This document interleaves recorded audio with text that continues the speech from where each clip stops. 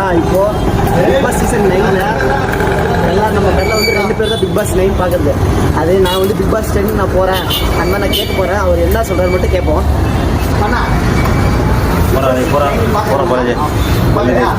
நான் big Boss season 10 நான் போகலான்னு இருக்கேன். ஓகேவா? அதுக்கு என்ன வேணுமோ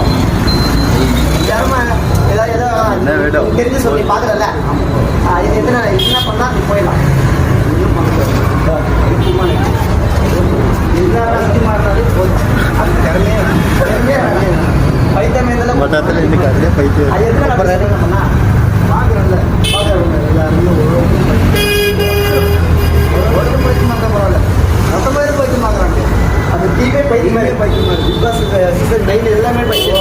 எல்லாமே பைத்தியம்.